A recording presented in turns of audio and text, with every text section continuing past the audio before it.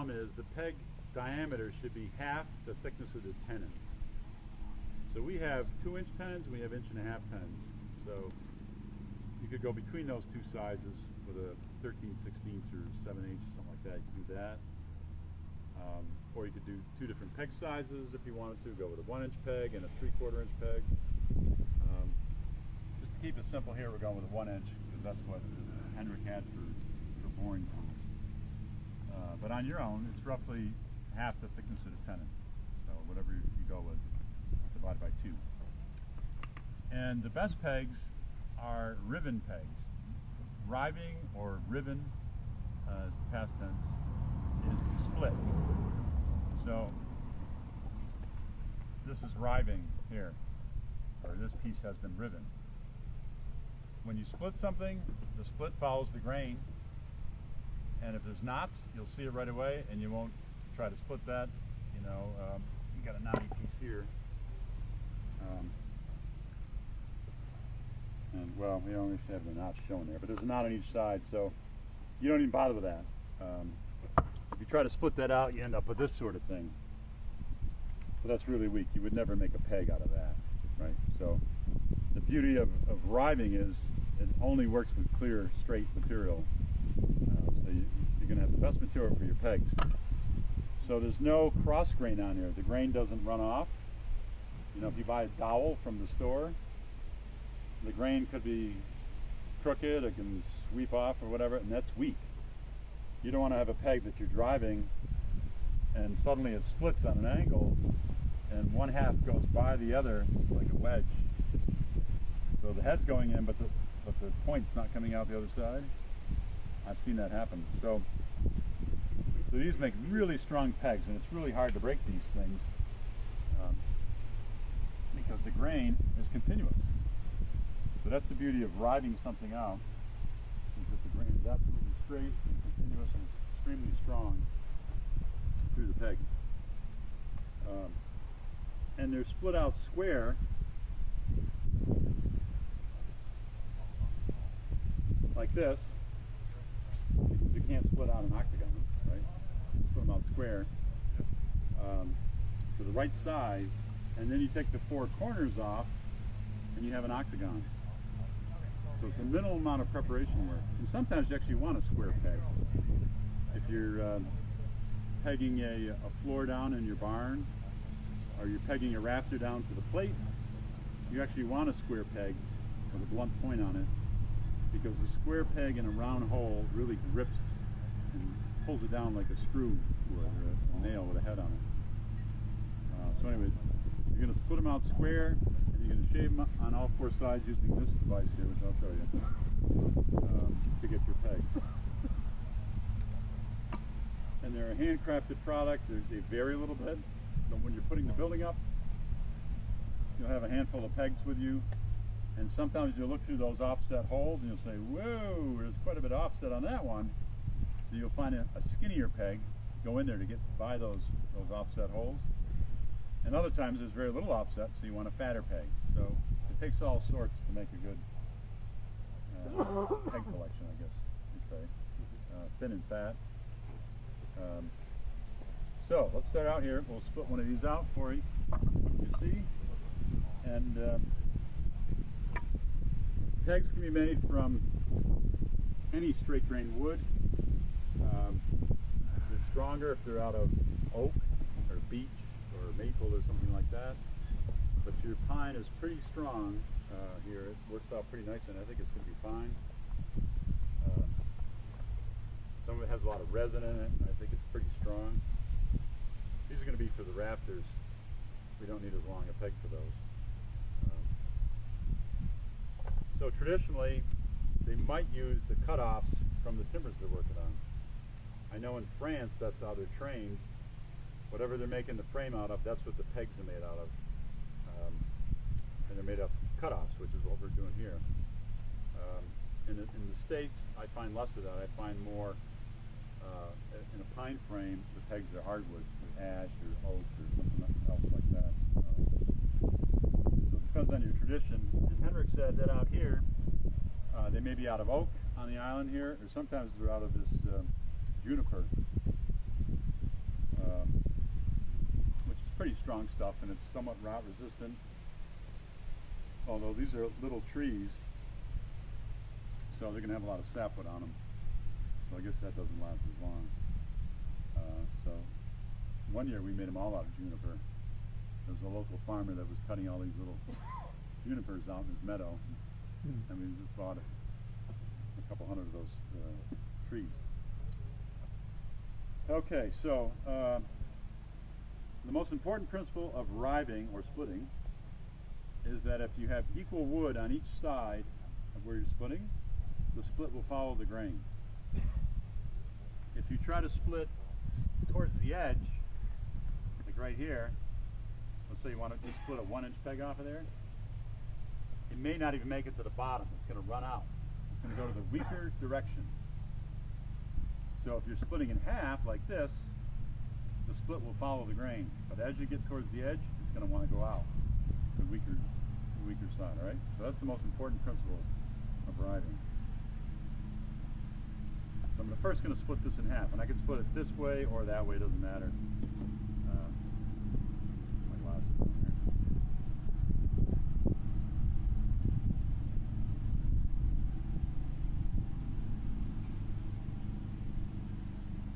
And historically, they used a wooden club for this.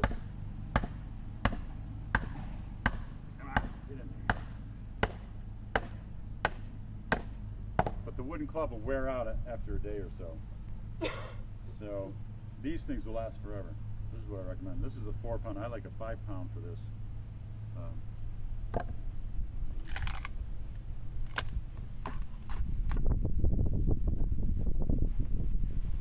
So you see what's happening here. The center of the tree is pretty much right here. And every tree when it's young is kind of a little crooked. The deer chew on the buds and it starts out a little crooked. But as the tree gets older, it straightens out. You see that? So it's perfectly straight from like here over. But from here in, it's all crooked. Every tree, even the straightest ones you see in the forest, were a little bit crooked when they were young. And the tree kind of fills in the low spots and slims down the high spots and makes it straight over time.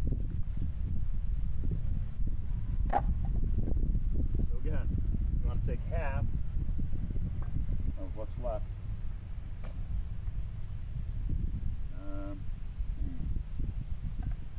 Go this way.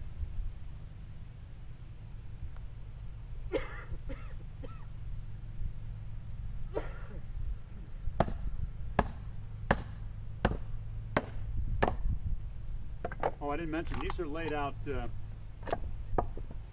using the square on here. This is 2 inches wide. We're going to get 4 pegs out of each one of these blanks. I forgot to mention that. One year I forgot that, and somebody shaved down a peg this size from this big square chunk here. It was like taking forever. But that's the theory here.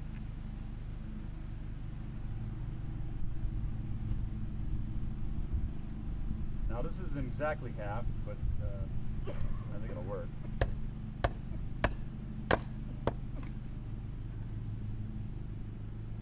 And this was a 7-inch timber, so I'm not going to get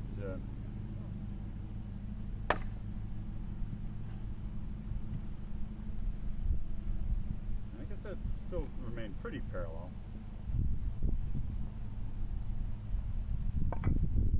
Okay, so now I have to eyeball half of that each way. Just gonna put it on there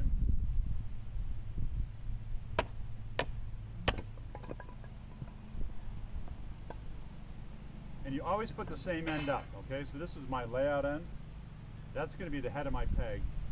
And if it tapers, that's the tip. Anyway, it's not a problem. If it gets skinnier, if it gets fatter, we can shave it down. So always keep that same layout end up. Yeah.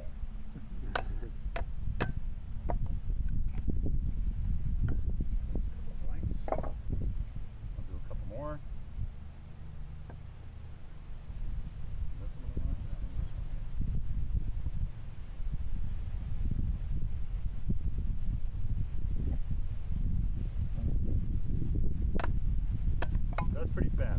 can saw it that fast. So see, the head end is good. It's nice and square. The other end's vary. But that's going to be the tip. So I'm not worried about that. If it gets skinnier or fatter, I'm going to fix it. But I want the head to be pretty much dead on the right size.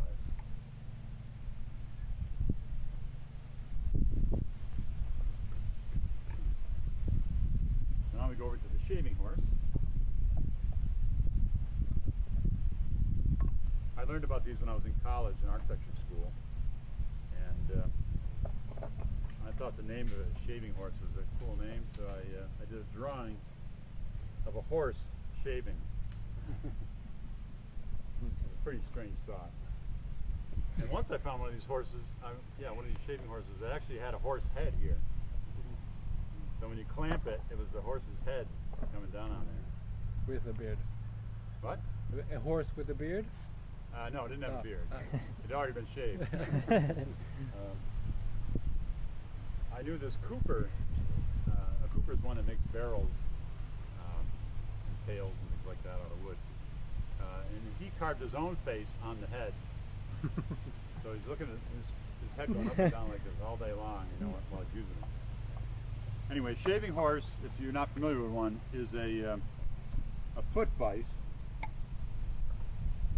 that you can clamp things in, and then you can use both your hands with a tool like a draw knife, and the clamping action is using your feet, so it just frees up both hands to do something. And the people that use these were like chair makers, broom makers, people making handles for tools, shingles were made on these things. I don't know, a lot of different woodworking was done using shaving horses. Just a handy vise. I was in an old building once where one of these was actually framed right into a post in a barn. It was like a permanent shaving horse mounted right into the post on the barn. Coopers use them too to make barrels. So this is going to be my my head of my peg. So I'm going to do that first.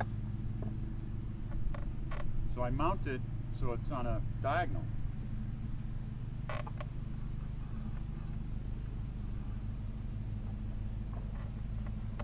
And I'm going to do all four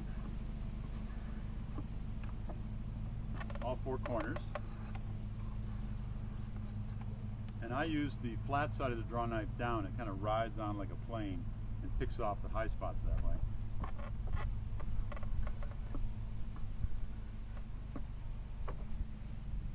And the head ends up being an octagon, and it should look like that if you were to drive it, it would go into this hole. This is a 1-inch hole I bored here as a check. On my own shaving horse, I have holes bored in for all the different peg sizes, so I can just check it right there. But this is a museum shaving horse. I don't want to drill holes in it. So it's slightly big on there. I might take a little bit more off one of these facets.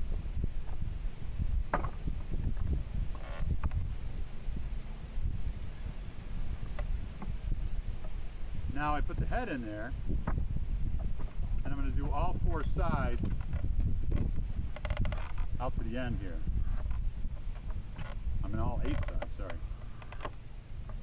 And as I'm coming out, I'm angling it down to put a little bit of a taper and a curve in. Well, I don't know why there's leather on here. It doesn't grip as well, believe it or not. Close it off.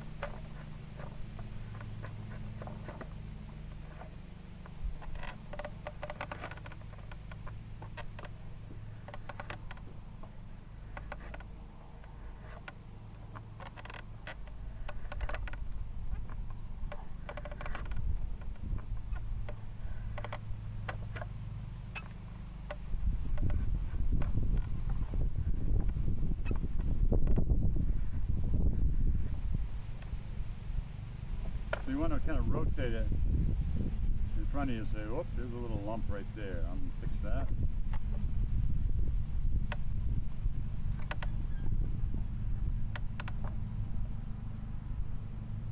And it should have a little bit more point than I have on here. I like it about a half an inch point.